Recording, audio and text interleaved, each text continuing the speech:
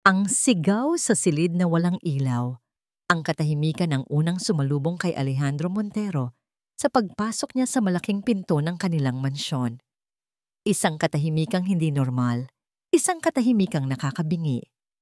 Karaniwan, sa pag-uwi niya mula sa mahahabang business trips, sasalubungin siya ng halakhak ng kanyang panganay na si Lila o ng iyak ng bunsong si Tomas. Ngunit ngayon, tanging ang ugong lang ng aircon ang kanyang naririnig. Lila? Tomas? Daddy's home. Tawag niya. Habang inilalapag ang kanyang leather briefcase sa sahig, walang sumagot. Sinubukan niyang muli, mas malakas na ngayon. Elena? Mahal? Nandito na ako. Katahimikan pa rin. Isang malamig na kaba ang biglang gumapang sa kanyang dibdib. Bakit ganito? Maaga pa para matulog ang mga bata. At si Elena, alam nitong ngayon ang uwi niya. Dapat ay naghihintay ito. Naglakad siya papasok sa sala. Malinis at maayos ang lahat, pero pakiramdam niya ay may mali. May mabigat sa hangin. Lila, nasaan ka anak? At doon niya narinig. Isang mahinang tunog. Halos hindi marinig.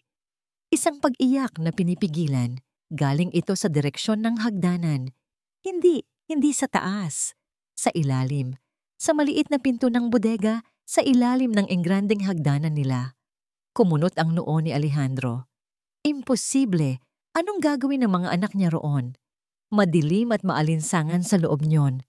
Dahan-dahan siyang lumapit sa pinto at mas luminaw ang tunog. Umiiyak nga si Tomas. Pero bakit doon? Tomas? Tawag niya. Kinakabahan. Lila? Pinihit niya ang seradura. Nakalak. Mas lalong bumilis ang tibok ng puso ni Alejandro. Elena, sigaw niya. Ang kaba ay napapalitan na ng pag-aalala. Nasaan ang susi ng bodega? Biglang bumukas ang pinto mula sa kusina at lumabas si Elena. Nakangiti pa. Mahal, nandyan ka na pala. Hindi kita narinig dumating. Bakit ka sumisigaw? Ang susi, Elena. Bakit nakalak ang bodega? Narinig ko si Tomas sa loob. Biglang nawala ang nangiti sa mga labi ni Elena. Napalitan ito ng pagkataranta. Ngunit mabilis din niya itong itinago sa likod ng isang pilit na tawa. Ah, yan ba? Naglalaro lang si Lila dyan. Nagtataguan sila. Alam mo naman ang batang iyon, napakakulit. Minsan, doon niya dinadala ang kapatid niya at nilolak ang sarili nila. Hindi ka panipaniwala ang sagot ni Elena. Hindi ganoon si Lila. Buksan mo. Marin na utos ni Alejandro. Ang boses ay malamig at walang emosyon. Alejandro, ano ka ba? It's just a game. Hayaan mo na sila. Sinabi kong buksan mo. Ang sigaw ni Alejandro ay umaling-awngaw sa buong kabahayan. Napasindak si Elena at nanginginig ang kamay na kinuha ang isang maliit na susi mula sa kanyang bulsa. Sa sandaling bumukas ang pinto, isang amoy ng kulob at ihi ang sumalubong sa kanila. At sa dilim, sa gitna ng mga lumang kahon at gamit, nakita ni Alejandro ang isang imaheng habambuhay na susunog sa kanyang alaala. Nakaupo sa maruming sahig si Lila. Ang kanyang damit ay gusot at may mga mantsa. Sa kandungan niya ay ang umiiyak na si Tomas. Niyayakap niya ang sanggol na kapatid. Hinahaplos ang likod nito kahit na siya mismo ay nanginginig. Nang mag-angat ng tingin si Lila at makita ang ama, hindi tuwa ang nakita ni Alejandro sa mga mata nito, kundi takot. Daddy, bulong ng bata. Basag ang boses. Sorry po. Sorry, Daddy. Doon lang napansin ni Alejandro ang mga pasa sa braso ni Lila, sa kanyang pisngi, isang natuyong dugo sa gilid ng kanyang labi. Hinawakan niya ang noo nito. Nilalagnat ang anak niya. Sobrang init. Isang galit na hindi pa nararamdaman ni Alejandro sa buong buhay niya ang biglang sumabog sa kanyang dibdib. Para siyang isang bulkan na sasabog. Dahan-dahan siyang lumingon kay Elena. Ang kanyang mga mata ay nag-aapoy. Anong ibig sabihin nito? Tanong niya. Bawat salita ay mabigat at puno ng panganib. Alejandro, hayaan mo akong magpaliwanag. Nagsimulang muli si Elena. Ang boses ay nagmamakaawa. Nadulas lang siya kanina habang naglalaro at nagkulong siya dyan bilang parusa sa sarili niya dahil ayaw niyang mapagalitan. I swear! Ngunit hindi na nakikinig si Alejandro. Dahan-dahan niyang binuhat si Lila na agad yumakap sa kanyang leeg. Pagkatapos ay maingat niyang kinuha si Tomas, ang dalawang bata sa kanyang mga bisig, ang kanyang mundo, ang mundong pinabayaan niya. Hindi mo alam kung anong ginawa mo, Elena. Bulong niya habang nilalampasan ito. Ang boses niya ay nakakatakot sa sobrang hinahon. Saan ka pupunta? Sigaw ni Elena. Sa lugar kung saan dapat ko silang dinala noon pa. Sagot ni Alejandro, hindi lumilingon. Nagmamadali siyang lumabas ng mansyon. Ang driver na naghihintay ay natigilan nang makita ang itsura ng mga bata. Sa ospital! Sigaw ni Alejandro. Bilis! Habang humaharurot ang sasakyan papalayo sa bahay na naging impyerno para sa kanyang mga anak, niyakap niya ng mahigpit ang dalawa. Si Tomas ay umiiyak pa rin, ngunit si Lila ay tahimik na nakasubsob sa kanyang dibdib, nanginginig sa lagnat at takot. Pagdating sa emergency room, mabilis na inasikaso ng mga doktor at nurse ang mga bata. Naiwan si Alejandro sa labas, nakasandal sa pader, nanginginig ang buong katawan. Ang mga salita ni Lila ay paulit-ulit na tumatakbo sa kanyang isip. Sorry po. Sorry, Daddy. Bakit siya humihingi ng tawad? Anong kasalanan ng isang anghel na tulad niya? Lumipas ang tila walang hanggang mga minuto bago lumabas ang isang doktor para kausapin siya. Seryoso ang mukha nito. Mr. Montero? Ako nga po, Dok. Kumusta ang mga anak ko? Bumuntong hininga ang doktor. Inaayos ang kanyang salamin. Stable na po si Tomas. Dehydrated lang siya at gutom. Pero ang anak ninyong babae, si Lila, she's suffering from a high fever, malnutrition, at may ilang mga galos at pasa sa katawan. Tumango si Alejandro, hindi makapagsalita. Tinitigan siya ng doktor sa mata. Ang boses nito ay puno ng propesyonal na pag-iingat, ngunit may bahid ng seryosong pag-aalala. Sir, ang mga pinsala ng anak ninyo, hindi ito mukhang simpleng aksidente lang. Huminto ang doktor. Tila pinipili ang susunod na sasabihin. May mga luma at bagong pasa. Paulit-ulit itong nangyayari. Paulit-ulit itong nangyayari. Ang mga salita ng doktor ay parang sirang plakang umuulit-ulit sa isip ni Alejandro. Nakaupo siya sa isang malamig na upuan sa pasilyo ng ospital, nakatingin sa kawalan. Ang kanyang mamahaling suit ay lukot, ang kanyang buhok ay gulo, at ang kanyang mga kamay ay nanginginig. Paulit-ulit. Ibig sasabihin, hindi ito ang unang beses at sa bawat pag-ulit, naniwala siya. Naniwala siya sa lahat ng kasinungalingan. Biglang bumalik sa kanyang alaala ang isang tawag sa telepono. Mga 3 buwan na ang nakalipas. Nasa kalagitnaan siya ng isang mahalagang board meeting sa Hong Kong. Mahal, tumawag lang ako para i-check ka.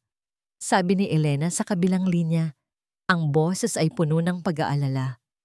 Kasi si Lila. Naku, ang kulit-kulit talaga. Nahulog sa hagdan. Napatigil si Alejandro sa pag-aaral ng mga dokumento.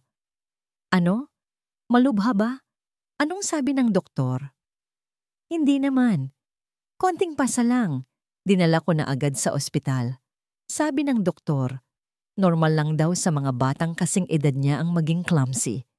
Don't worry, mahal, aalagaan ko siya. Nakahinga siya nang maluwag noon. Okay, good. Just take care of her. I'll wire some money. Dalhin mo siya sa pinakamagaling na doktor. Sige, mahal. Focus ka na dyan sa trabaho mo. Kami na ang bahala dito. Ang boses na yon. Ang boses na puno ng pag-aalalang narinig niya noon ay parang lason na ngayon sa kanyang pandinig. Isa pang alaala. Nakaraang buwan lang. Nasa Singapore siya noon, Isinasara ang isang malaking deal. Alejandro, si Lila na naman. Bungad ni Elena. Tumatawa pa ng bahagya. Naglalaro sila ng habulan ng mga kalaro niya. Nauntog ang ulo sa pader. May maliit na bukol. Nako, tomboy yata itong anak mo. Patingnan mo sa Dr. Elena.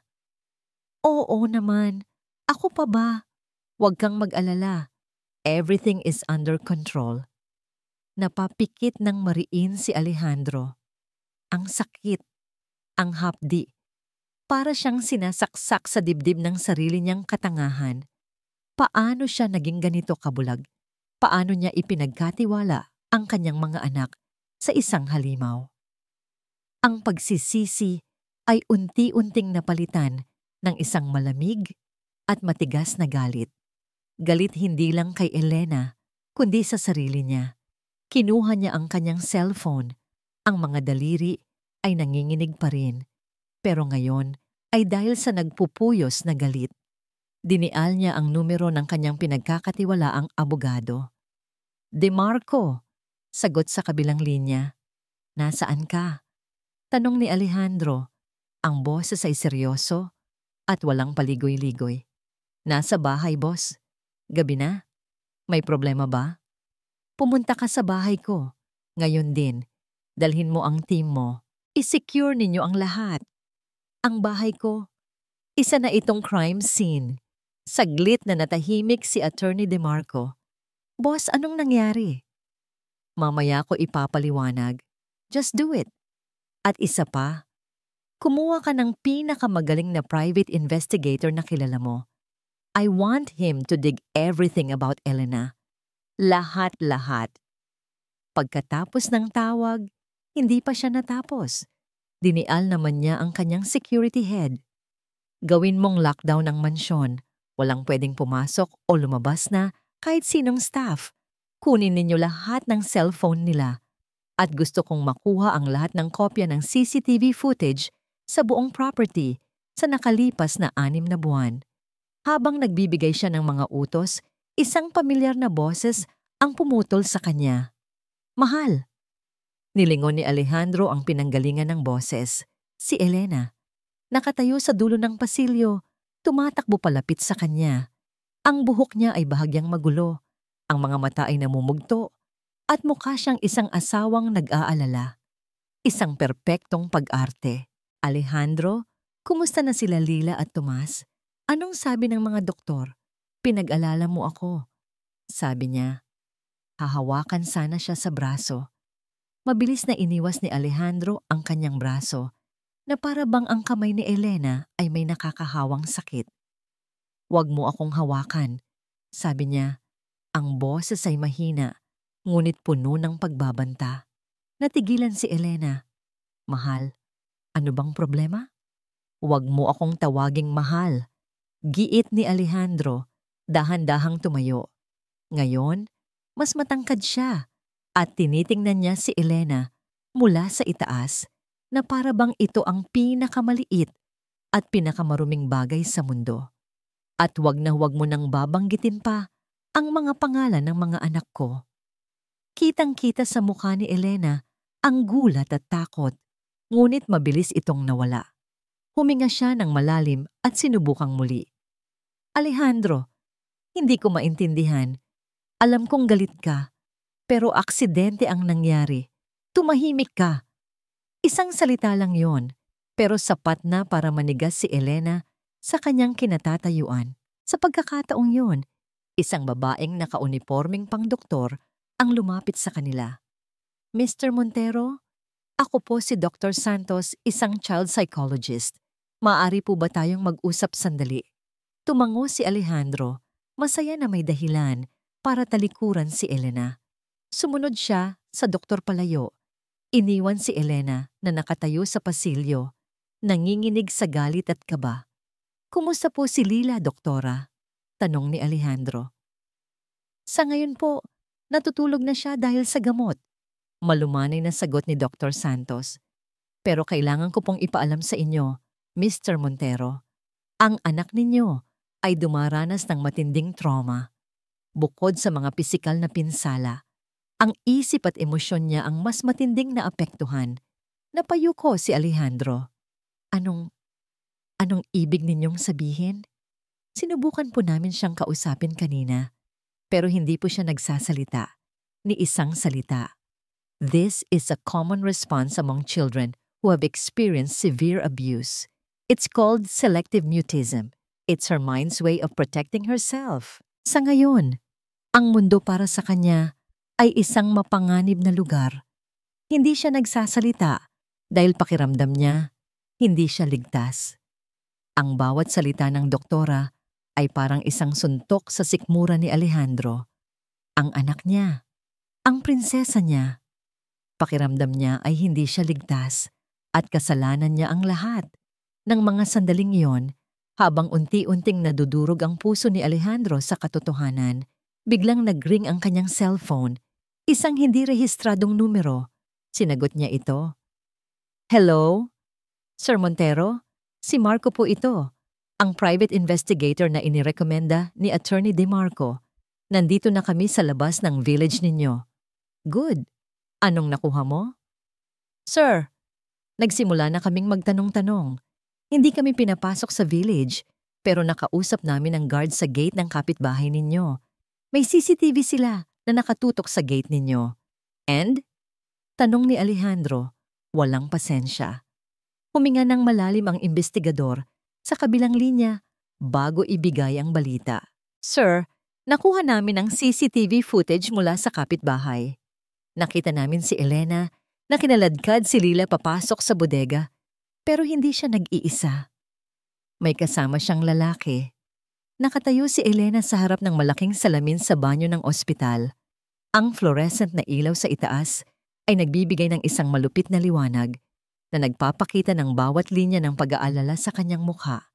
Nanginginig ang kanyang mga kamay, hindi dahil sa takot, dahil sa galit. Paano nangyari ito? Ang lahat ay perpektong nakaplano. Isang linggo pa dapat bago umuwi si Alejandro. Isang linggo pa sana para turuan ng leksyon ang pasaway na batang yon. Isang linggo pa sana, pero bumalik siya. At ngayon, lahat ay nanganganib na masira. Huminga siya ng malalim, pilit na pinapakalma ang sarili.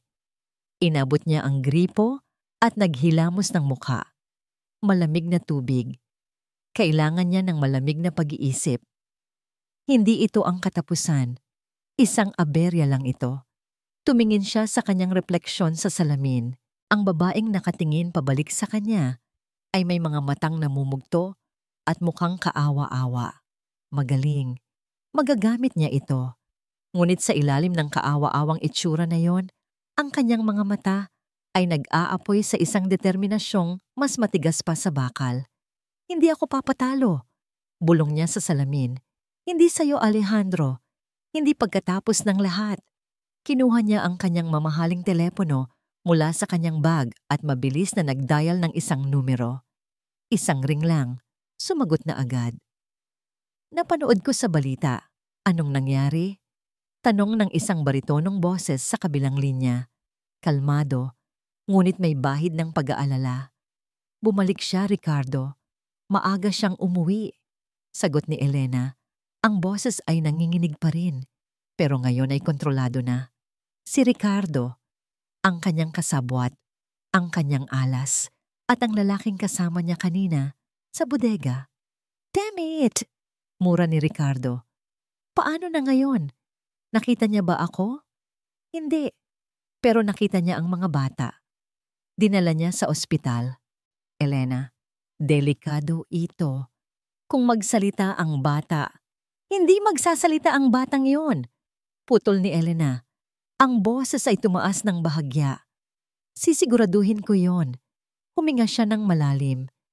Kailangan nating kumilos. Mabilis. Anong plano mo? Ikaw ang abogado niya. Ikaw ang nakakaalam ng lahat ng kahinaan niya. Gamitin mo yon laban sa kanya. Unahan natin siya. Paano? Isang mapait na ngiti ang gumuhit sa mga labi ni Elena habang nakatingin sa salamin.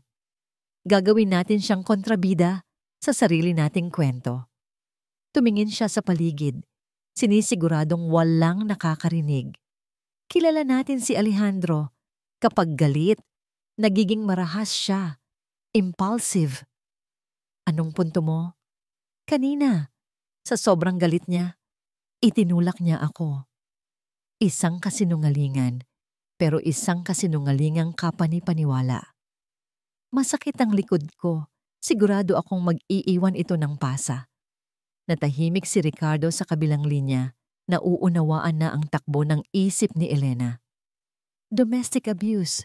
Magaling, Elena. Magaling. Kailangan mong gawin ang lahat, Ricardo. Sirain mo siya. I-freeze mo ang mga assets niya. Questionin mo ang kanyang mental stability. Gawin mo siyang isang halimaw sa mata ng korte at ng publiko. Isang ama na hindi karapat-dapat sa kanyang mga anak. Gagawin ko, sagot ni Ricardo. Ang boses ay matatag na ngayon, pero kailangan mo ring gawin ang parte mo. Alam ko, pagkababa ng telepono, humarap muli si Elena sa salamin. Huminga siya ng malalim at sa isang mabilis at tiyak na kilos, isinuntok niya ang kanyang braso sa gilid ng marmol na lababo. Hindi malakas, pero sapat lang para mag-iwan ng marka. Isang ungol ng sakit ang kumawala sa kanyang mga labi. Totoong sakit. Pero kasabay nito ay isang pakiramdam ng kapangyarihan. Sunod, kumuha siya ng isang maliit na bagay mula sa kanyang purse at marahan itong ginuhit sa kanyang pisngi. Sapat lang para mamula. Pagkatapos ng ilang minuto, lumabas siya ng banyo. Ang kanyang itsura ay ganap ng nag-iba. Ang babaeng pumasok kanina ay isang babaeng natatakot. Ang babaeng lumabas ngayon ay isang biktima. Isang kaawa-awang biktima. Dire-diretso siyang naglakad palabas ng ospital. Hindi na niya kailangang manatili pa roon. May mas mahalaga siyang pupuntahan. Pagkalipas ng isang oras, nasa loob na siya ng isang malamig at tahimik na police station. Umiiyak siya habang kausap ang isang babaeng pulis. Tinulak niya po ako, ma'am. Sabi niya sa pagitan ng mga hikbi. Nang subukan ko siyang pakalmahin, sinaktan niya ako. Sabi niya, kasalanan ko raw ang lahat. Palagi po siyang ganyan kapag nagagalit, nawawala sa sarili. Ito po ang unang beses na sinaktan niya kayo, ma'am? Umiling si Elena. Lalong nilakasan ng pag-iyak. Hindi po. Pero ngayon lang po ako nagkalakas ng loob na magsumbong para na rin po sa mga anak ko. Habang nagbibigay siya ng kanyang salaysay, ang kanyang isip ay lumilipad sa ibang lugar. Sa simula ng lahat ng ito, sa pangako nila ni Ricardo, nababawi nila ang lahat ng kinuha ng mga Montero sa kanilang mga pamilya. At si Tomas, ang kanilang anak, ang kanilang alas na magmamana ng lahat ng yaman ng mga Montero. Hindi siya papayag na masira ang lahat dahil lang sa isang pagkakamali. Sa kabilang dako ng syudad, sa ospital, katatapos lang kausapin ni Alejandro ang kanyang investigador. Ang balita na may kasamang lalaki si Elena ay lalong nagpatindi ng kanyang galit at pagkalito. Sino yon? At bakit siya nandoon? Sa gitna ng kanyang pag-iisip, isang unipormadong pulis ang lumapit sa kanya, kasama ang isang taong naka-uniforme mula sa korte. Mr. Alejandro Montero? Ako nga. May dala po kaming summons para sa inyo. Inabot ng lalaki ang isang folder. Nanginginig ang kamay na binuksan ito ni Alejandro. Isang restraining order, isang reklamo ng physical abuse, isang petisyon para sa temporary custody ng mga bata. Lahat ay isinampalaban sa kanya. Ni Elena, nabitawan ni Alejandro ang mga papel. Nagsimulang umikot ang kanyang paningin. Hindi siya makapaniwala. Inunahan siya. Siya, na biktima, ang ginawa niyang salarin. Ngayon, lubusan na niyang naunawaan. Hindi lang isang halimaw ang kanyang kalaban. Isang demonyong bihasa sa panlilinlang. At ang laban na ito ay hindi magiging madali. Ang conference room sa law office ni Attorney DeMarco ay napuno ng tensyon. Ang mahabang lamesa ay natatabunan ng mga folder, legal documents at mga litrato. Sa gitna ng lahat, nakaupo si Alejandro. Ang kanyang mukha ay tila tinigasan ng semento, ngunit ang panginginig ng kanyang mga daliri habang hawak ang isang tasa ng kape ay nagpapakita ng kaguluhang nagaganap sa kanyang kalooban. Ito ay isang deklarasyon ng giyera, Alejandro. Sabi ni DeMarco, isang matabang lalaki na may matalas na isip habang itinuturo ang restraining order. At ang unang bala ay pinaputok niya. She drew first blood. Paano niya nagawa ito? Tanong ni Alejandro. Ang boses ay mahina, ngunit puno ng pait. Paano niya nagawang baliktarin ang lahat? Dahil matalino siya, sagot ng isa pang abogado, isang batang babae na nagngangalang Attorney Reyes, ang espesyalista nila sa family law. At kilala ka niya. Alam niyang kapag galit ka, nagiging predictable ka. Ang ginawa niya ay isang classic move, ang reactive abuse claim. Pinalabas niyang sinaktan mo siya bilang reaksyon sa isang sitwasyon at gagamitin niya yon para ipintang ikaw ang agresor sa buong relasyon ninyo. Isang mura ang kumawala sa bibig ni Alejandro. Pinikit niya ang kanyang mga mata, inaalala ang eksena sa ospital. Totoo, galit na galit siya. Pero hindi niya hinawakan si Elena. Hindi niya ito sinaktan. Pero sino ang maniniwala sa kanya ngayon? Sa sumunod na mga araw, ang giyera ay lumipat mula sa mga pasilyo ng ospital patungo sa mga korte at sa media. At sa bawat larangan, tila laging isang hakbang na nauuna si Elena. Sa tulong ni Ricardo, na ngayon ay opisyal ng abogado ni Elena, isang salaysay ang inilabas sa media. Isinalaysay nito ang kwento ng isang mapagmahal na ina na sinisira ang puri ng kanyang mayamang asawa na may anger management issues. May mga lumabas na exclusive interviews ng dalawang kasambahay na may luhang nagpapatotoo na madalas nilang naririnig na sumisigaw si Alejandro at nakikita nilang umiiyak si Elena. Bawat pahayagan, bawat news program, bawat gossip blog ay puno ng kanyang mukha. Alejandro Montero, ang halimaw na CEO, ang mapang-abusong asawa, ang pabayang ama. Bulsat! Binayaran niya sila. Alam kong binayaran niya sila. Sigaw ni Alejandro habang ibinabato ang isang broadsheet sa pader ng kanyang kwarto sa ospital. Nagpasya siyang manatili doon sa isang pribadong suite para maging malapit kay Lila. Si Lila, ang kanyang tahimik na anghel. Walang pagbabago sa kalagayan nito. Hindi pa rin ito nagsasalita, ngunit ang mga mata nito ay nagsasabi ng lahat. Sa tuwing papasok si Alejandro sa kwarto, isang panandali ang kislap ng pag-asa ang nakikita niya sa mga mata ng anak. Ngunit sa tuwing may ibang nurse o doktor na papasok, lalo na kung babae, nakikita niya ang takot. Kumakapit ito ng mahigpit sa kanyang kamay, nanginginig. Isang hapon, habang binabantayan niya ang natutulog na si Lila, naramdaman ni Alejandro ang isang kamay sa kanyang balikat, si Dr. Santos, ang child psychologist. Mr. Montero, she's making progress kahit paunti-unti, sabi ng doktora. The fact that she feels safe with you is a very good sign. Pero kailan siya magsasalita, Doc? Kailangan ng korte ang testimonya niya. Umiling si Dr. Santos. Hindi natin siya maaring pilitin. We can't put that kind of pressure on her. Mas lalo lang siyang magsasara. Ang kailangan niya ngayon ay maramdamang may isang taong hindi siya iiwan. Isang pangako ang binitawan ni Alejandro sa kanyang sarili sa sandaling iyon. Hinding-hindi, kahit anong mangyari. Sa gitna ng lahat ng kaguluhan, ang kanyang team ng mga investigador ay walang tigil sa pagtatrabaho. At isang araw, nakatanggap siya ng isang tawag na nagbigay ng isang maliit na sinag ng pag-asa. Boss, may nahanap kami, sabi ni Marco, ang investigador. Lahat ng medical records ni Lila, mula sa mga aksidente niya noon, iisang doktor lang ang pumirma, isang Dr. Alcaraz. Nasaan siya ngayon? Yun na nga ang problema, boss. Nag-resign siya sa ospital niya 2 linggo na ang nakakaraan. Walang nakakaalam kung nasaan siya. Para siyang bulang naglaho. Hanapin ninyo siya, utos ni Alejandro. Kahit saang lupalop pa siya ng mundo nagtago, hanapin ninyo. Iyon ang unang piraso ng ebidensya na kailangan nila. Isang doktor na maaring binayaran para pagtakpan ang pang-aabuso.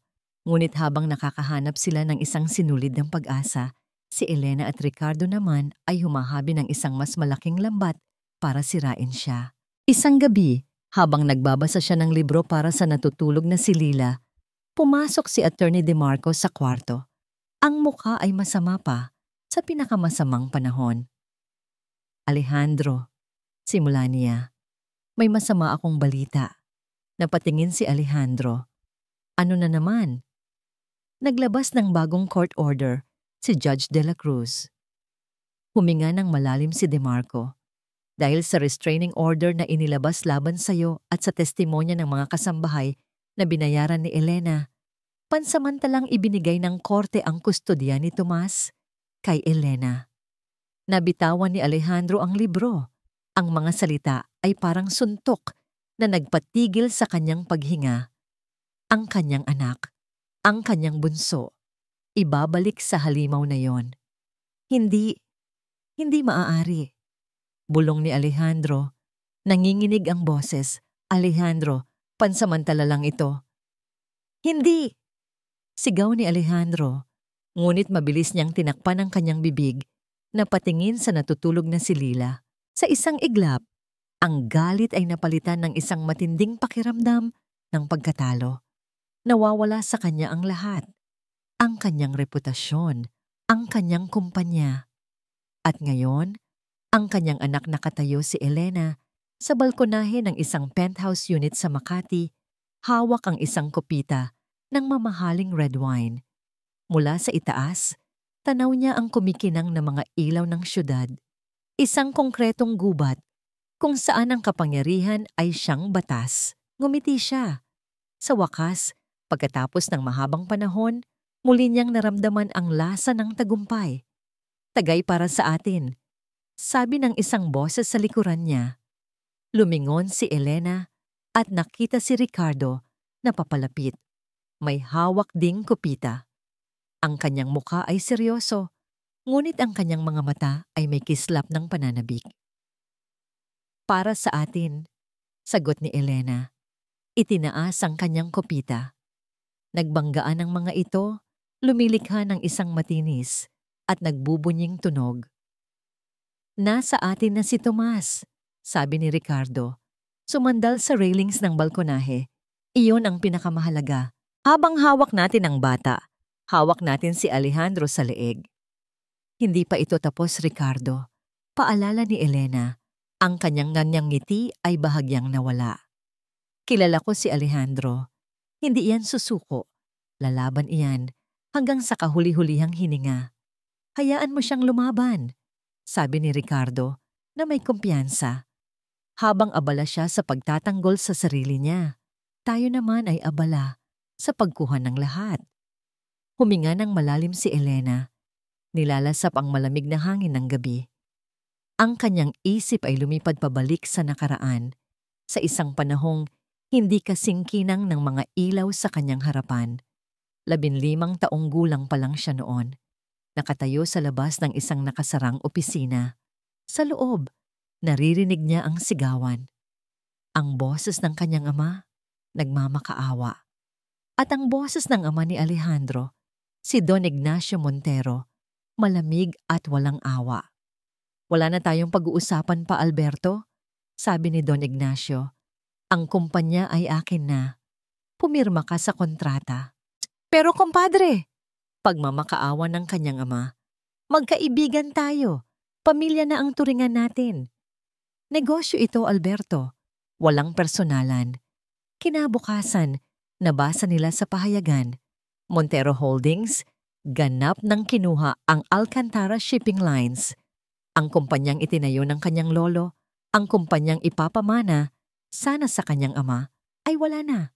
Kinuha lahat. Nilinlang. Nakita niya kung paano unti-unting gumuho ang kanyang ama. Ang dating masayahin at malakas na haligi ng kanilang tahanan ay naging anino ng kanyang sarili. Nalunod sa alak, sa utang, at sa depresyon. Pagkalipas ng 1 taon, natagpuan na lang itong wala ng buhay sa loob ng kanilang sasakyan. Elena? Napabalik si Elena sa kasalukuyan sa tawag ni Ricardo. Tumingin siya rito. Nakita niya sa mga mata nito ang parehong anino ng kahapon. Ang ama ni Ricardo, ang kanang kamay at matalik na kaibigan ng kanyang ama. Sabay silang nawalan. Sabay silang nangako ng paghihiganti. Inischedule ko na ang press conference mo kasama si Tomas bukas, sabi ni Ricardo. Ibinabalik ang usapan sa kanilang plano. Ipakita mo sa mundo kung gaano ka kamapagmahal na ina. Isang inang inaapi na ang tanging hangad lang ay ang kapakanan ng kanyang anak. Tumango si Elena. Ako nang bahala. Kinabukasan, tulad ng inaasahan, dinumog ng media si Elena. Dala-dala niya si Tomas na nakasuot ng mamahaling damit. Ang mga kamera ay walang tigil sa pag-flash. Mrs. Montero! Mrs. Montero! Anong masasabi ninyo sa mga akusasyon laban sa inyo? Ngumiti si Elena, isang malungkot at matapang na ngiti.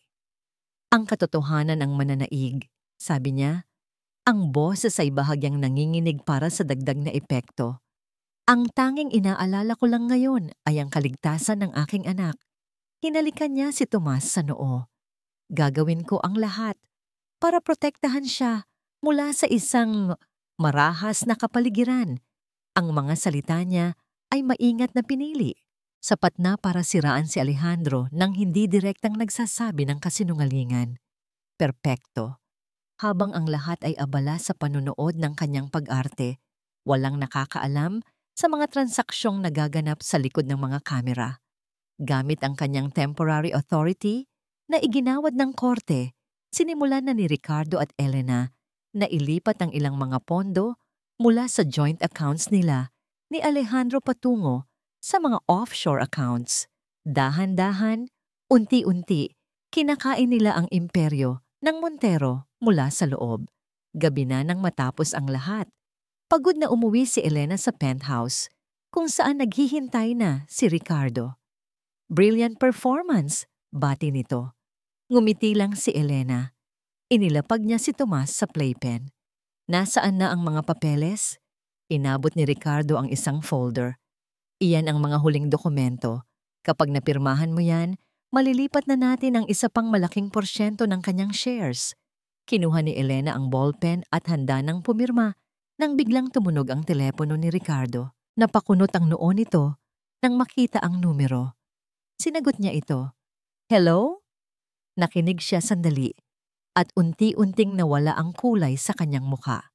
Ang kumpiyansa sa kanyang mga mata ay napalitan ng kaba. Ano yon? Tanong ni Elena nang ibaba ni Ricardo ang telepono. Tumingin si Ricardo kay Elena. Ang kanyang mga mata ay nanlalaki. Elena, may problema. Anong problema? Ang private investigator ni Alejandro, napalunok si Ricardo. Natuntun niya ang midwife na tumulong sa iyo ng anak. Isang maliit at maingay na karinderya sa gilid ng isang abalang kalsada sa Maynila. Ito ang lugar na pinili ni Marco, ang investigador, para sa kanilang pagkikita. Diskreto, malayo sa mga matang mapanghusga ng alta sosyedad, nakatayo sa isang sulok si Alejandro, nakasuot ng simpleng polo shirt at baseball cap, isang pagbabalat kayong malayo sa kanyang karaniwang imahe. Sa tapat niya, sa isang monoblock na upuan, nakaupo ang isang matandang babae. Si Aling Salve, ang midwife.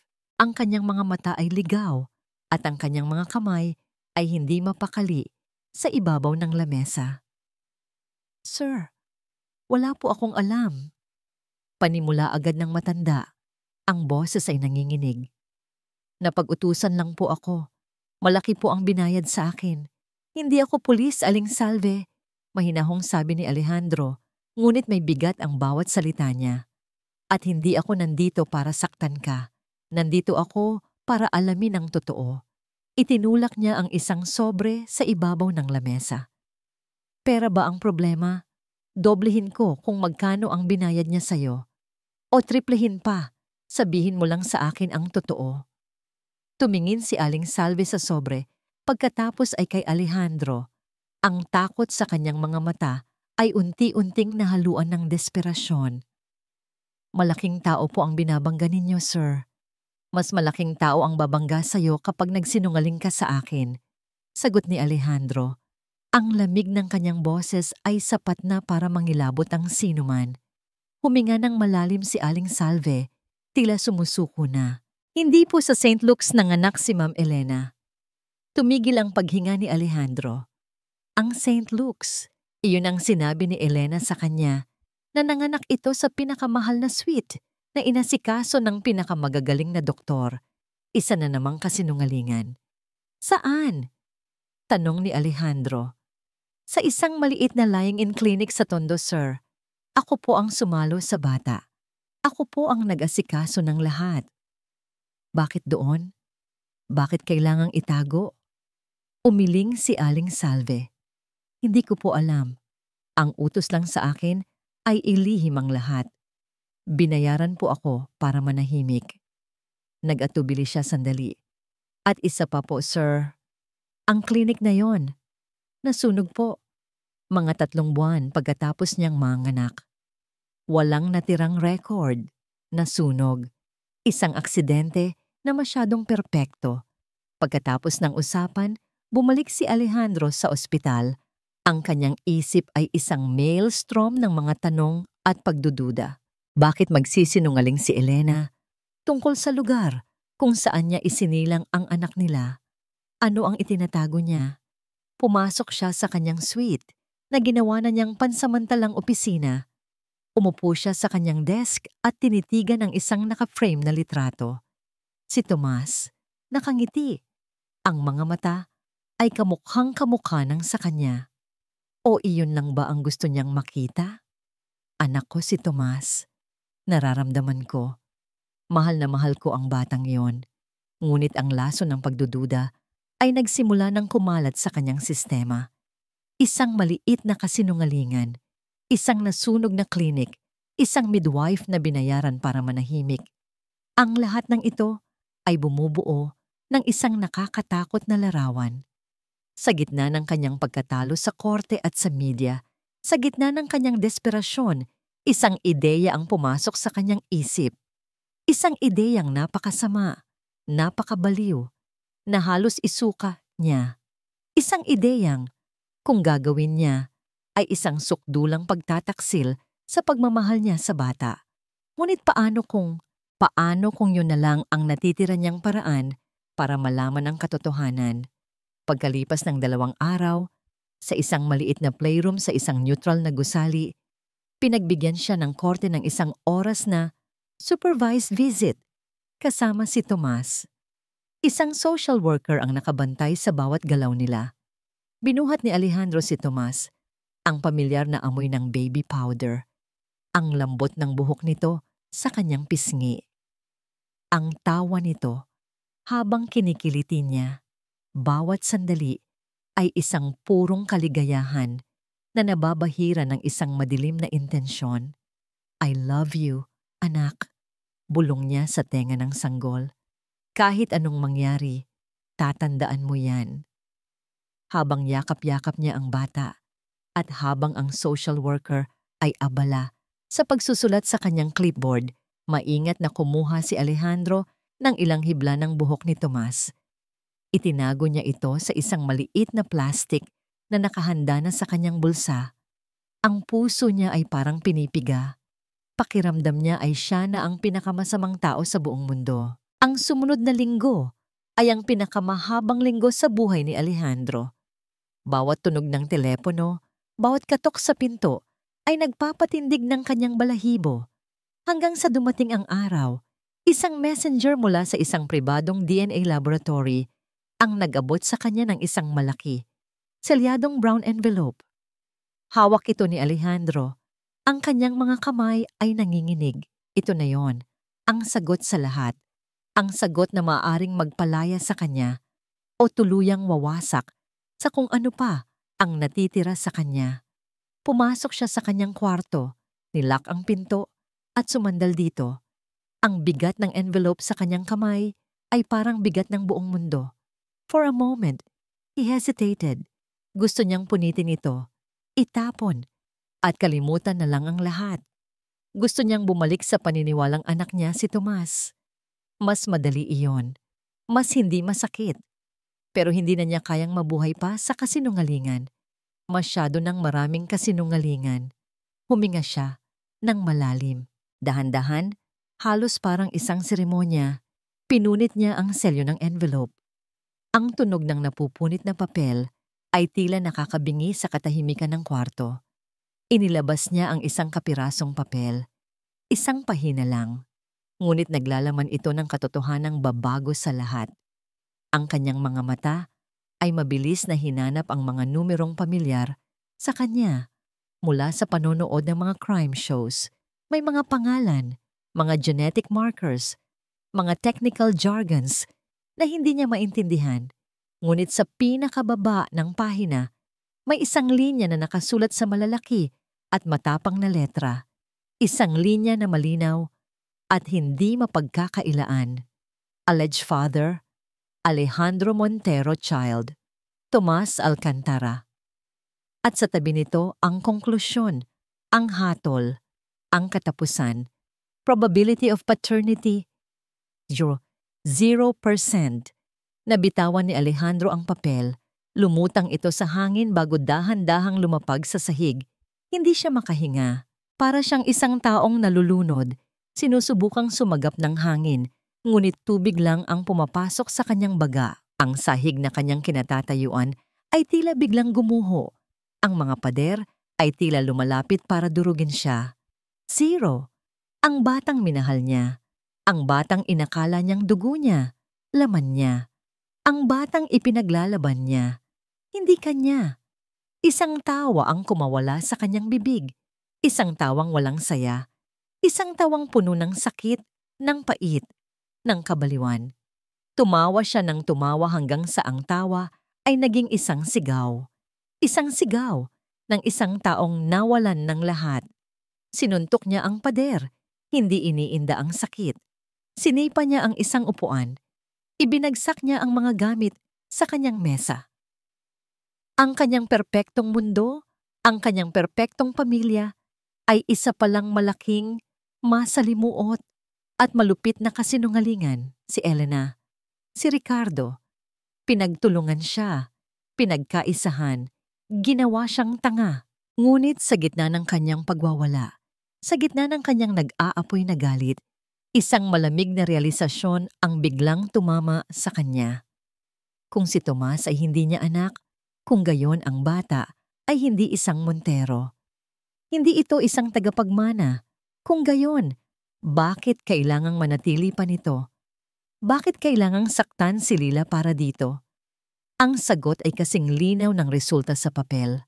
Ang plano ay hindi lang para makuha ang kanyang pera. Ang plano ay para palitan ang kanyang tagapagmana. Unti-unting inaalis si Lila para bigyang daan ang tunay na tagapagmana sa mata ni Elena. Isang batang hindi Montero. At sa sandaling iyon, naunawaan ni Alejandro ang tunay na lalim ng kasamaan ni Elena. Hindi lang ito tungkol sa pera o paghihiganti. Ito ay tungkol sa pagbura sa kanya, sa pagbura sa kanyang lahi. Ang kanyang mundo ay hindi lang gumuho. Ito ay ganap na nawasak. Ang sumunod na mga araw ay isang malabong panaginip para kay Alejandro. Isang bangungot. Ang resulta ng DNA test ay isang lason na kumalat sa bawat ugat ng kanyang pagkatao. Ang galit na naramdaman niya noong una ay unti-unting napalitan ng isang malawak at malalim na kawalan. Para siyang isang gusaling gumuho at ang natira na lang ay alikabok at mga piraso ng basag na alaala. Paano ka lalaban kung ang pinaglalaban mo pala ay isang kasinungalingan? Alejandro, kailangan mong umayos, sabi ni Attorney De Marcos sa kanya sa araw ng hearing. Kailangan nilang makita na malakas ka, na kaya mong ipaglaban ang mga anak mo. Ngunit habang nakaupo si Alejandro sa loob ng korte, pakiramdam niya ay isa siyang impostor. Tinitingnan niya si Elena sa kabilang panig, katabi si Ricardo. Nakasuot ito ng simpleng puting bestida, ang buhok ay nakapusod lang, at ang mukha ay walang kolorete. Ang perpektong imahe ng isang inosenteng biktima.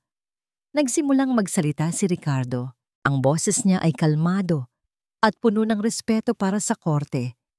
Ngunit ang bawat salita ay isang patalim na itinarak sa puso ni Alejandro. Your Honor, simula ni Ricardo, hindi namin itinatanggi na si Mr. Montero ay isang magaling na negosyante, isang henyo sa kanyang larangan. Ngunit ang parehong agresyon na nagpapatakbo sa kanyang kumpanya ay siya ring agresyon na dala niya sa kanyang tahanan. Naglabas si Ricardo ng isang folder.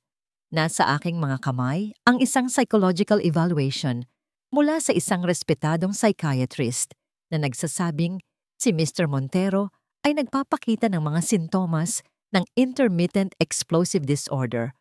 Ang kanyang biglaang pag-uwi, ang kanyang marahas na reaksyon sa ospital, lahat ay naaayon sa diagnosis na ito. Objection, Your Honor. That evaluation was done under false pretenses. Sigaw ni DeMarco. Objection overruled. Continue, counsel. Nagpatuloy si Ricardo. Ipininta si Alejandro bilang isang bomba na kahit anong oras ay maaaring sumabog. Isang panganib sa sarili niyang mga anak. Pakiramdam ni Alejandro ay nanonood lang siya ng isang pelikula kung saan siya ang kontrabida. Hindi siya makapagsalita. Ang dila niya ay tila na paralisa ng katotohanang hawak niya. Ang katotohanang hindi niya maaaring ilabas.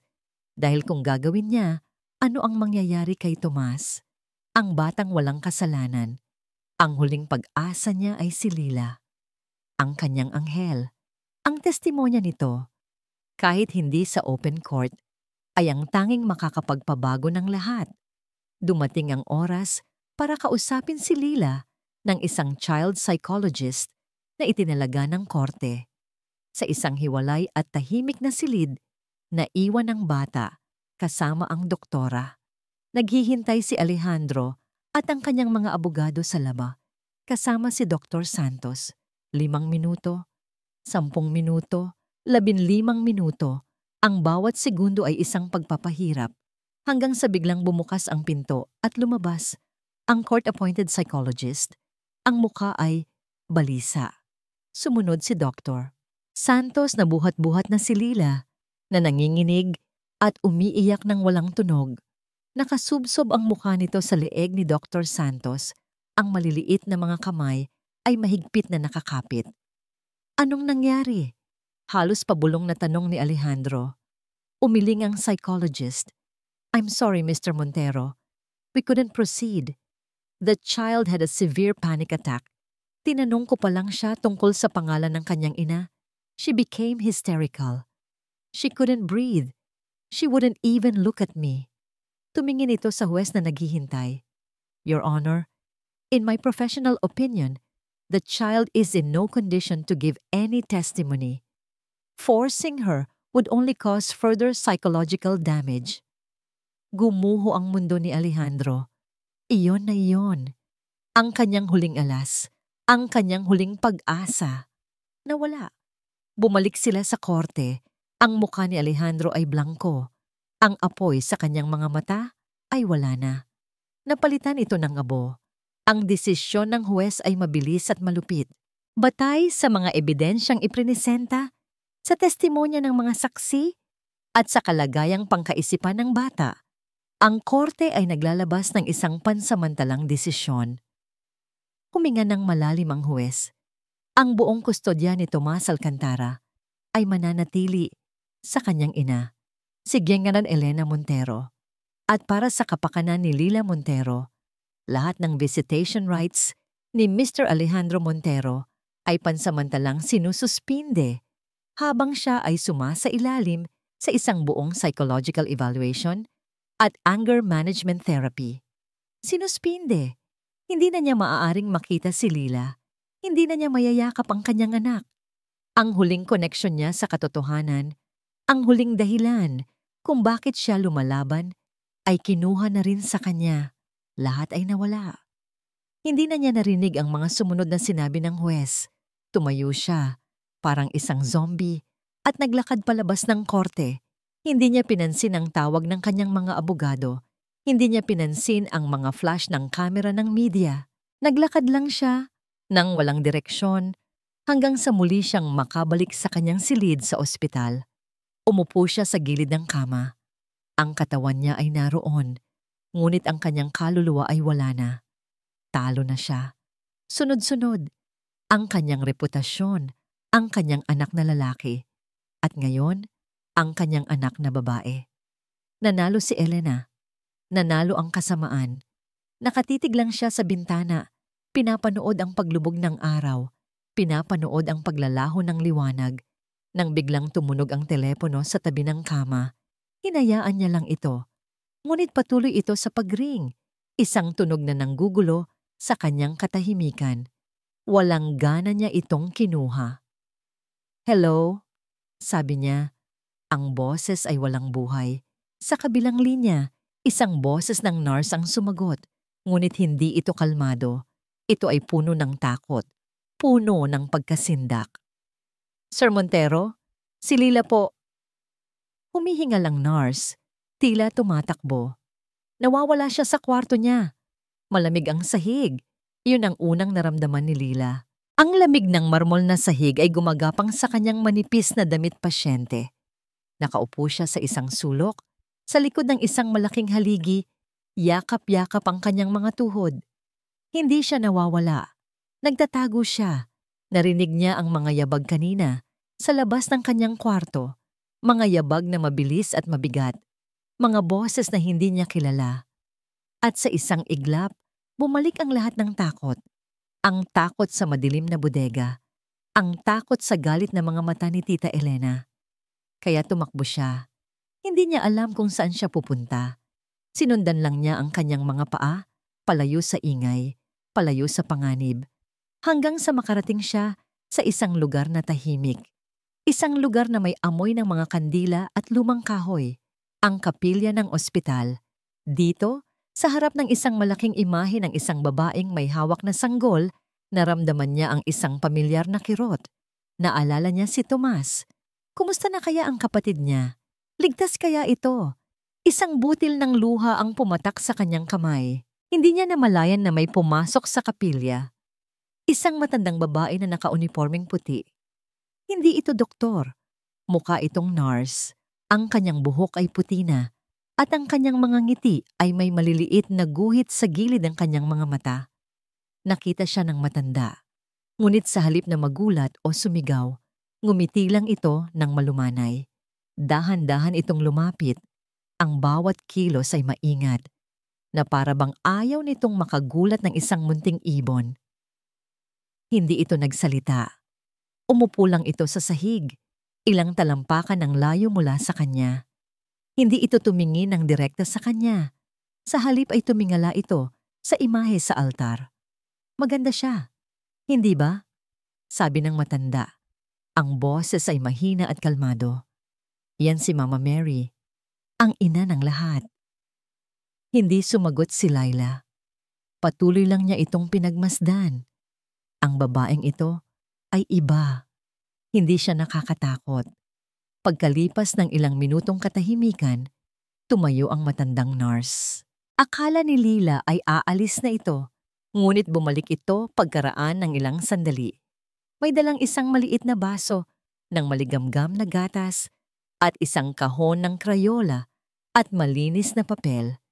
Inilapag nito ang mga gamit sa sahig sa pagitan nilang dalawa. "Para sa'yo," sabi nito. "Baka gusto mong gumuhit." At muli, umupo ito at naghintay. Nag-atubili si Lila. Pero ang gatas ay mukhang masarap at ang mga krayola ay makukulay. Dahan-dahan, gumapang siya palapit. Kinuha niya ang baso at uminom.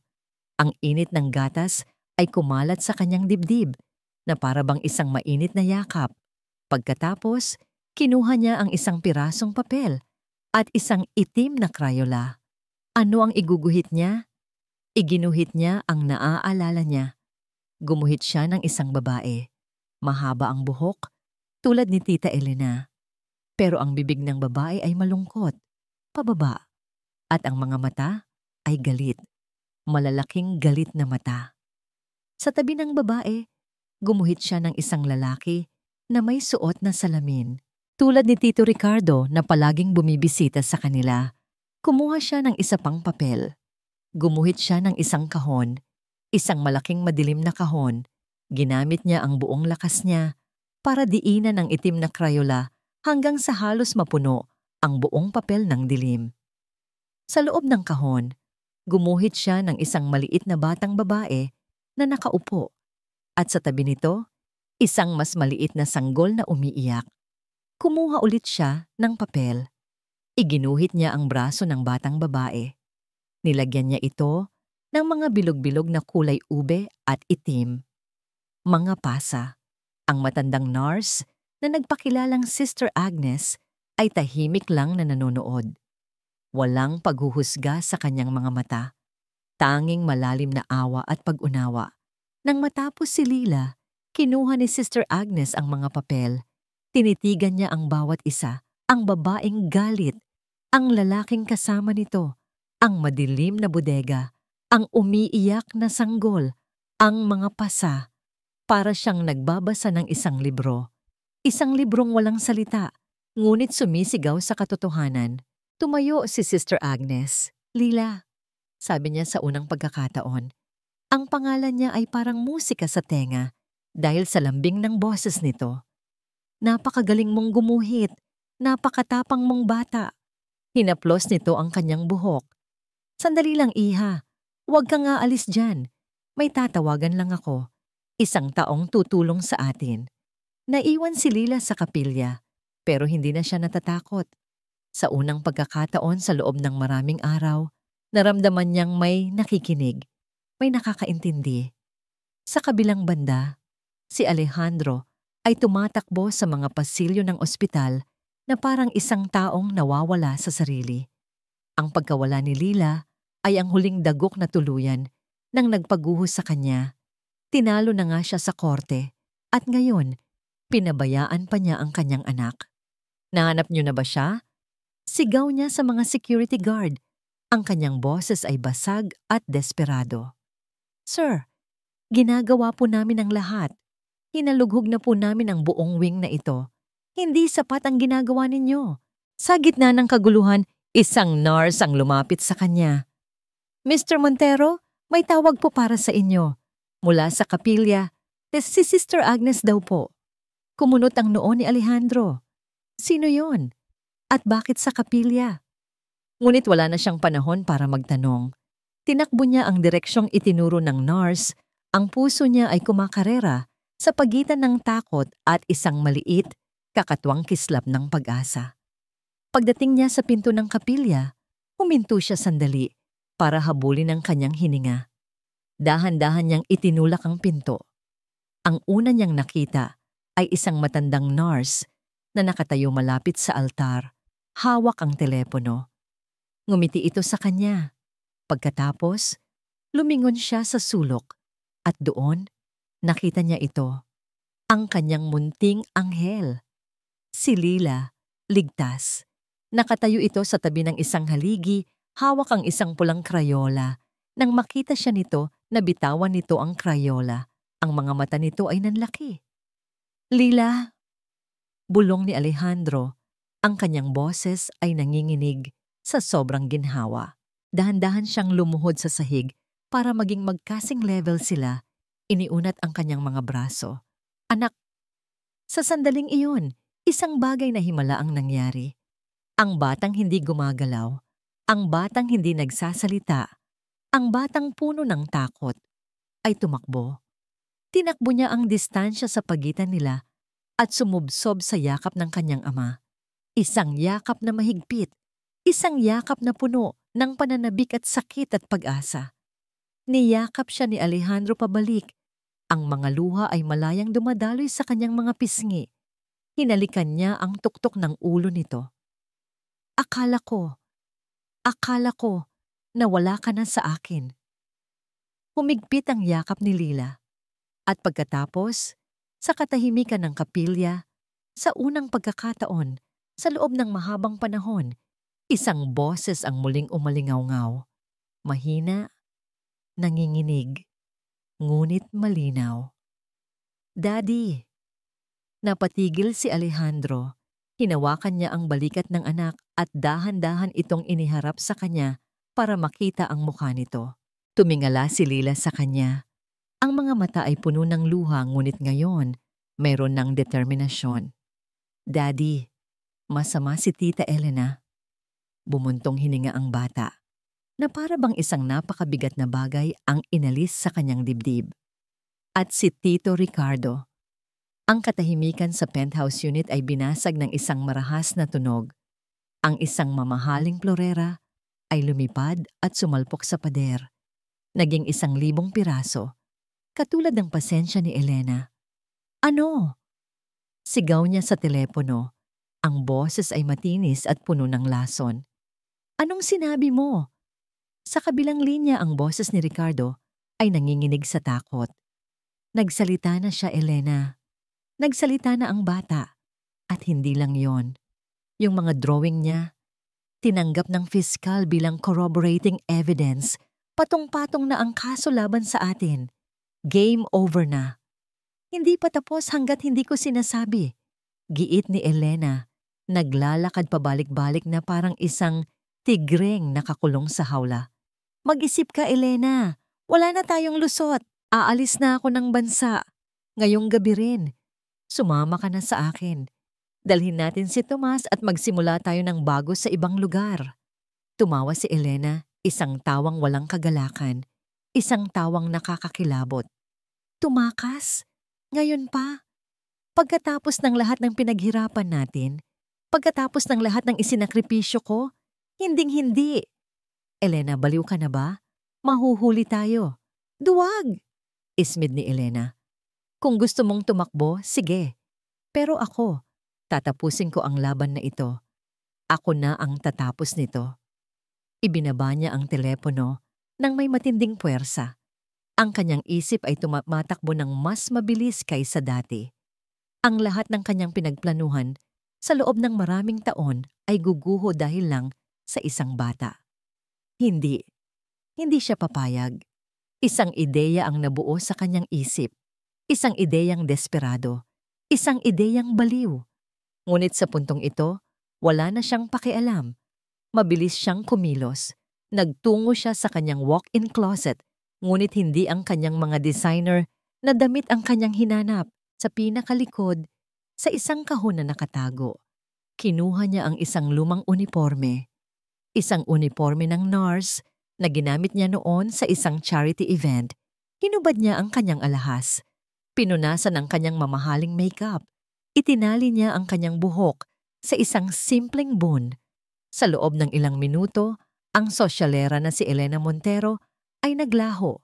Ang humarap sa salamin ay isang ordinaryong nurse, isang anino sa gabi. Pumunta siya sa kanyang medicine cabinet. Kumuha siya ng isang maliit na vial at isang syringe. Alam niya ang tamang gamot. Isang gamot na pampakalma. Ngunit sa sapat na dosis, ito ay isang gamot na pampatulog. Isang gamot na magpapatahimik sa isang maingay na bata. Magpakailanman. Ang ospital sa gabi ay isang lugar ng mga anino at mga bulong. Tahimik na naglakad si Elena sa mga pasilyo. Ang kanyang puso ay dumadagundong sa kanyang dibdib. Hindi sa takot, kundi sa adrenaline. Ang bawat hakbang niya ay may layunin. Nang malapit na siya sa pediatric wing, lumiko siya sa isang service corridor. Hinanap niya ang isang fuse box na minarkahan ng CCTV West Wing. Gamit ang isang maliit na gunting mula sa kanyang bag, walang pag-aalinlangan niyang pinutol ang isang wire. Sa isang iglap, ang mga kamera sa pasilyo kung nasaan ang kwarto ni Lila ay naging bulaag. Nakarating siya sa harap ng pinto ng silid ni Lila. Huminto siya, huminga ng malalim. Ito na yon, ang huling hakbang. Pagkatapos nito, malaya na sila. Dahan-dahan at walang tunog niyang pinihit ang seradura. Pumasok siya sa loob. Ang kwarto ay madilim. Maliban sa liwanag ng buwan na tumatagos sa malaking bintana, ang hangin ay mabigat sa katahimikan na binabasag lang ng mahinang tunog ng mga makina sa tabi ng kama. Sa kama, nakahiga ang kanyang problema. Si Lila. Mahimbing na natutulog, ang mukha ay payapa sa unang pagkakataon sa loob ng maraming linggo. Isang anghel na nakatakdang maging isang demonyo sa kanyang buhay. Nanginginig ang kamay ni Elena habang inihahanda niya ang syringe. Ang liwanag ng buwan ay tumama sa dulo ng karayom. Ginagawa itong isang makislap na patalim sa dilim. Ang malamig na metal ay tila may sariling buhay. Isang kasangkapan ng kanyang galit at desperasyon. Isang hakbang, dalawang hakbang, papalapit na siya sa kama. Ang mukha ni Lila ay napaka-inosente sa kanyang pagkakadulog. Isang guhit ng buhok ang nahulog sa noo nito. Sa isang iglap, isang kakatwang damdamin ang dumaan kay Elena. Isang multo ng kung ano ang maaaring naging sila. Isang pamilya. Ngunit mabilis niyang iwinaksi ang kaisipang yon. Ang batang ito ang sisira sa lahat. Ang batang ito ang hadlang sa kanyang tagumpay, sa kinabukasan ng kanyang tunay na anak. Itinaas niya ang syringe, handa nang itusok ito sa IV line na nakakabit sa braso ng bata. Isang mabilis at walang sakit na pagtatapos. Malapit na, halos abot na niya.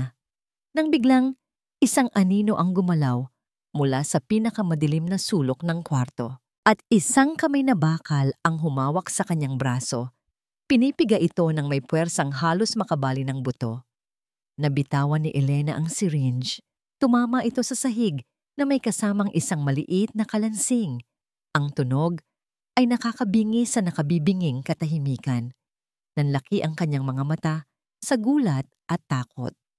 Sinubukan niyang sumigaw, ngunit ang salita ay naipit sa kanyang lalamunan. Mula sa dilim, isang figura ang lumitaw. Isang figurang mas matangkad, mas malakas. Isang figurang kilalang-kilala niya. Ang mga mata nito ay nag-aapoy sa galit na hindi pa niya nakikita kailanman. Isang galit na puro, malamig, at nakamamatay. Saan ka pupunta, Elena? Ang boses ni Alejandro ay hindi pa sigaw. Ito ay isang bulong. Isang bulong na mas nakakatakot kaysa sa anumang sigaw. Isang bulong na nangangako ng impyerno. Hindi ito tanong. Isa itong hatol. Nahuli na siya. Ang unang sumira sa katahimikan ay ang tunog ng mga yabag. Mabilis at marami. Biglang bumukas ang ilaw sa kwarto at bumuhos ang mga security guard at pulis na alerto nang inabisuhan ni Alejandro kanina. Ang eksenang bumungad sa kanila ay parang isang eksena mula sa isang pelikula. Si Elena, nakasuot ng uniforme ng nurse, hawak ni Alejandro sa isang braso. Sa sahig, ang syringe at sa kama, si Lila, na nagising dahil sa komosyon, nakatingin sa kanila ng may malalaking mata. Walang naganap na paglaban.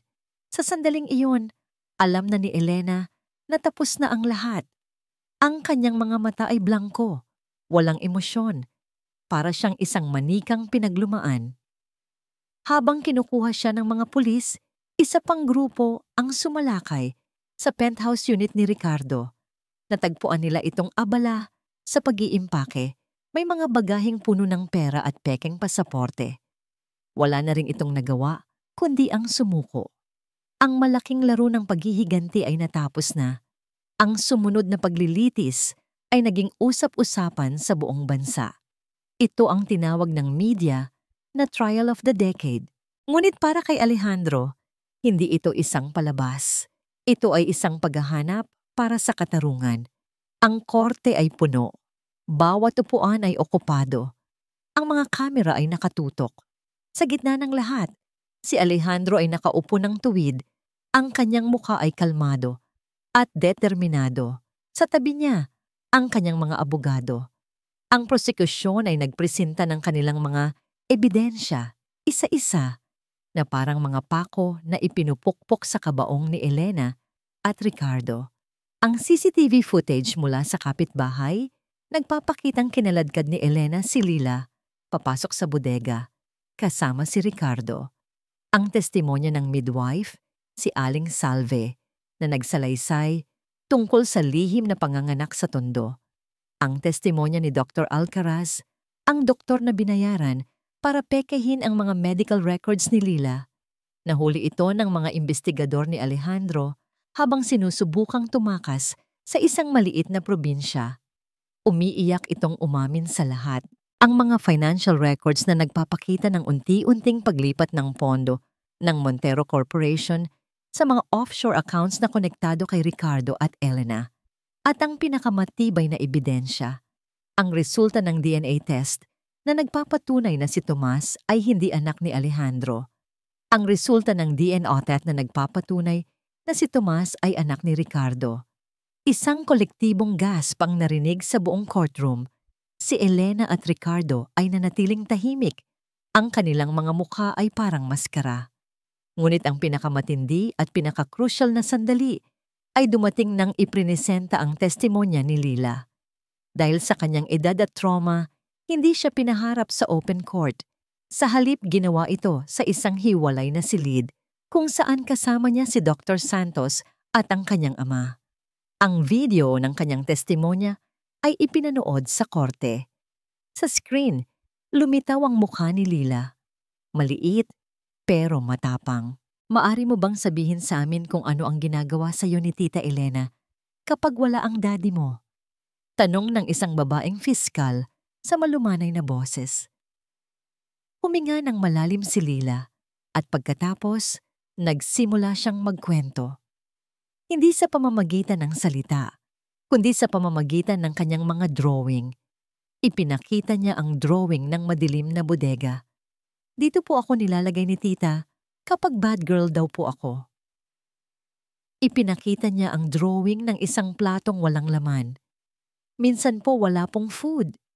Ipinakita niya ang drawing ng isang sanggol na umiyak. Umiiyak po si Tomas kasi gutom. Pinapalo po siya ni Tita sa kamay kapag maingay. At pagkatapos, ipinakita niya ang drawing ng isang lalaking may salamin. Sino siya? Tanong ng fiskal. Si Tito Ricardo po, sagot ni Lila. Sabi niya, secret lang daw po namin na daddy niya si Tomas. Yun na yon, ang huling pako. Ang salita mula mismo sa bibig ng anghel. Pagkatapos ng testimonya, kahit ang pinakamatigas na puso sa courtroom ay naluha. Nang dumating ang araw ng hatol, ang katahimikan ay halos nakakabingi. Tumayo ang lahat nang pumasok ang huwes. Sa kasong attempted murder, child abuse, perjury, at syndicated estafa, sabi ng huwes, ang kanyang boses ay malakas at malinaw. Ang korteng ito ay napatunayang sina Elena Alcantara at Ricardo Santos. Guilty beyond reasonable doubt. Isang sigaw ng galit ang kumawala kay Elena. Hindi! Kasalanan ninyo ang lahat. Kasalanan ng mga Montero. Nagwala ito at sinubukang sugurin ang mesa ng prosekusyon. Bago siya napigilan ng mga gwardiya, binaliwala ng huwes ang kanyang pagsabog. Para sa krimen ng attempted murder kay Lila Montero, hinahatulan si Elena Alcantara ng reclusion perpetua. Para sa krimen ng child abuse, isa pang reclusion perpetua. 2 habambuhay na pagkabilanggo, walang parol.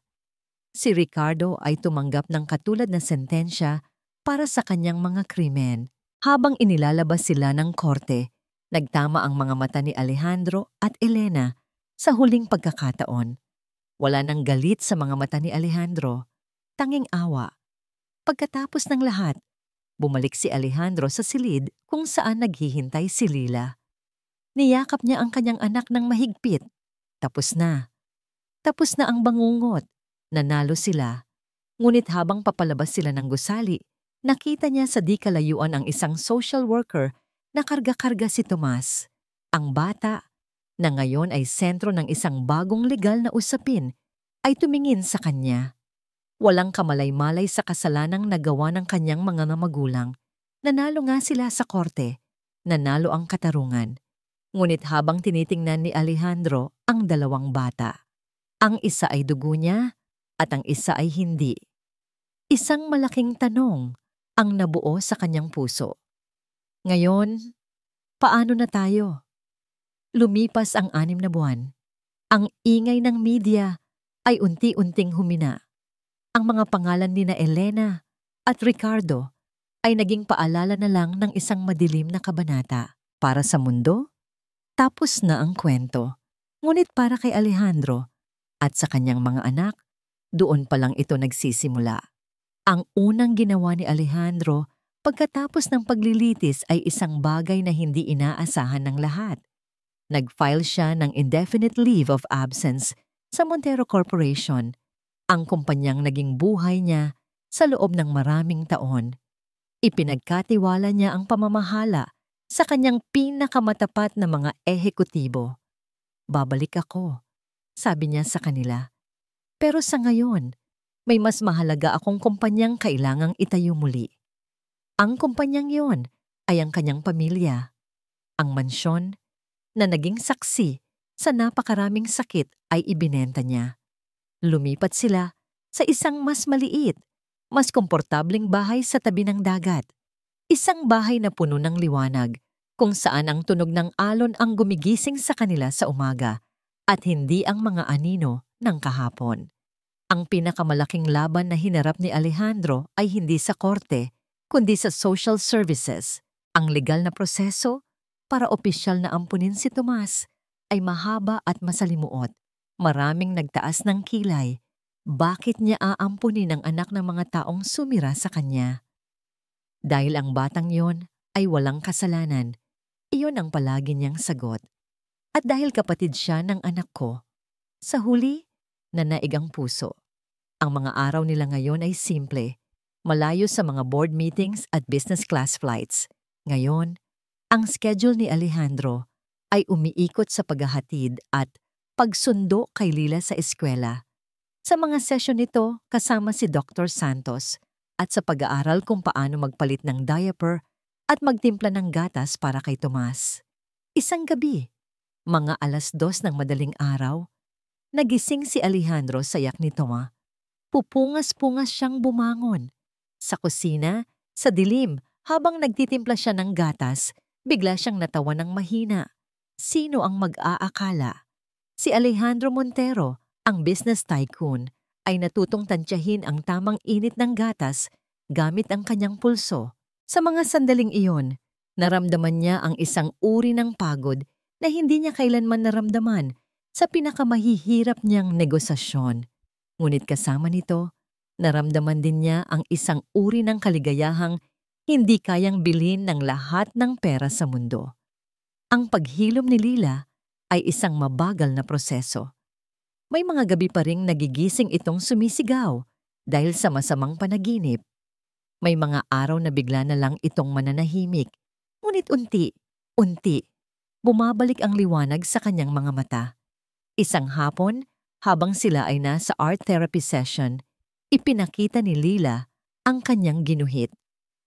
Hindi na ito madilim na bodega o mga galit na mukha. Ito ay isang bahay sa tabi ng dagat. May araw na nakangiti. At sa harap ng bahay may 3 tao na magkakahawak kamay, isang malaking tao, isang batang babae, at isang sanggol. Sino ang mga ito? Tanong ni Dr. Santos. Ngumiti si Lila. Isang tunay na ngiti na halos 1 taon nang hindi nakikita ni Alejandro. Si Daddy, ako, at si Tomas, sagot niya. Ang pamilya ko. Naramdaman ni Alejandro ang pag-init ng kanyang mga mata. Isang gabi, habang pinapatulog niya ang 2 bata, natapos na niyang basahin ang isang libro ng fairy tale. Hinalikan niya si Tomas sa noo na mahimbing nang natutulog. Pagkatapos, kinumutan niya si Lila. "Good night, princess," bulong niya. "Good night, Daddy." Akmang aalis na si Alejandro nang marinig niya muli ang boses ni Lila, mahina at nag-aalinlangan. "Daddy?" "Yes, anak." Nag-ipon muna ng lakas ng loob si Lila bago nagtanong. Isang tanong na matagal na pala nitong iniisip. Isang tanong na nagpapakita ng lalim ng kanyang pag-unawa sa kabila ng kanyang murang edad. Daddy, mahal mo pa rin ba si Tomas kahit hindi siya galing sa tummy ni Mommy? Natigilan si Alejandro. Ang simpleng tanong na yon ay tumagos sa kanyang puso. Tumingin siya kay Lila pagkatapos ay sa natutulog na si Tomas. Umupo siya sa gilid ng kama ni Lila at hinawakan ang kamay nito. Kailangan nitong marinig ang sagot, ang tamang sagot. Tinitigan ni Alejandro ang kanyang anak. Ang inosenteng mukha nito ay naghihintay ng isang sagot na huhubog sa kanilang kinabukasan. Huminga siya ng malalim, hinahanap ang mga tamang salita, hindi bilang isang CEO, kundi bilang isang ama. Lila, anak, panimula niya. Ang boses ay mahinahon at puno ng pagmamahal. Ang pamilya, hindi iyan parang isang recipe sa libro na kailangang may eksaktong mga sangkap. Hindi ito palaging tungkol sa kung saan ka nanggaling o kung kaninong tummy. Hinaplos niya ang pisngi nito. Minsan, ang pamilya ay isang pagpili at araw-araw, pagkagising ko, pinipili ko kayo. Pinipili kong maging daddy mo at pinipili kong maging daddy ni Tomas. Nakita niya ang pag-unawa sa mga mata ni Lila, pero nagpatuloy siya. Ang pagmamahal, princess, ay parang bahay na ito. Itinayo natin ito. Bawat tawa ninyo, iyon ang mga pako. Bawat yakap, iyon ang mga pader. Bawat pag-aalaga ko sa inyo, iyon ang bubong na magpoprotekta sa atin sa ulan. Tumingin siya sa natutulog na si Tomas. Si Tomas, siya ang pinakabagong bintana sa bahay natin, Lila. Dahil sa kanya, mas maraming liwanag ang nakakapasok. Isang maliit na ngiti ang sumilay sa labi ni Lila. So mahal mo po siya? Mahal na mahal, sagot ni Alejandro nang walang pag-aalinlangan. Mahal ko siya dahil kapatid mo siya. At mahal ko siya dahil anak ko siya. Hindi sa dugo, pero dito, sabi niya, habang itinuturo ang kanyang puso. At iyan ang pinakamahalaga.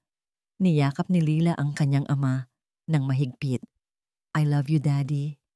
I love you more, my princess. I love you both to the moon and back. Pagkalipas ng ilang taon, ang mga salitang iyon ay naging pundasyon ng kanilang muling itinayong pamilya. Isang maaraw na hapon, sa dalampasigan sa harap ng kanilang bahay, ang hangin ay maalat at ang tunog ng mga alon ay isang pamilyar na himig. Si Alejandro, na may ilang guhit na ng pilak sa kanyang buhok, ay nakaupo sa buhangin. Sa kanyang harapan, isang batang Lila, ngayon ay mas matangkad at puno ng sigla, ang tumatawa habang tinuturuan ng isang paslit na si Tomas kung paano gumawa ng sandcastle. Si Tomas, na may parehong mga mata ni Ricardo, ngunit may ngiti ni Alejandro, ay masayang nagtatampisaw. Paminsan-minsan ay sumisigaw ng dada. Nanonood lang si Alejandro, isang ngiti ang hindi maalis sa kanyang mukha. Naramdaman niya ang isang kapayapaan na hindi niya kailanman naramdaman sa tuktok ng kanyang corporate empire. Ang tunay na yaman pala ay hindi nasusukat sa stock market, kundi sa mga sandaling tulad nito.